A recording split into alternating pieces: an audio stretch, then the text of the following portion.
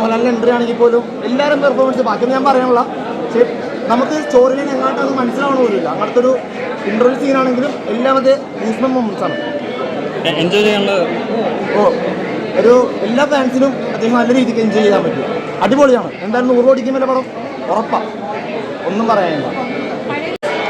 അതായത് ലാലേട്ടൻ്റെ ഒരു സീനിലേക്ക് എത്തുന്നേ ഉള്ളൂ. മീൻസ് നമുക്ക് പറഞ്ഞില്ലേ ട്വിസ്റ്റായിട്ടൊരു രീതിക്കാണ് പടം പോകുന്നത്. കാരണം ഫസ്റ്റ് ഹാഫിൽ തന്നെ എന്താണ് ഉദ്ദേശിക്കുന്ന ഒരു ഐഡിയ ഇല്ലാണ്ട് തന്നെയാണ് പടം വന്നിരിക്കുന്നത്. മൊത്തം ഒരു ഗൂസ്ബംപ് മൊമെൻ്റ് ആയിട്ട് തന്നെ പറയാവുന്നുള്ളൂ.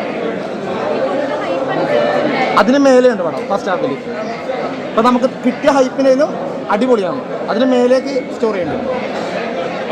എങ്ങനെയുണ്ട്? ഇഷ്ടപ്പെട്ടോ? ലാലേട്ടനൊക്കെ എങ്ങനെയുണ്ട്?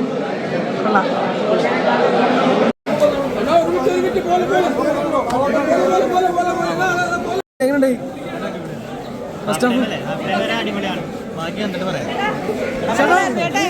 സൂപ്പർ. അടുത്ത ലാലേട്ടനൊക്കെ അടിപൊളിയല്ലേ?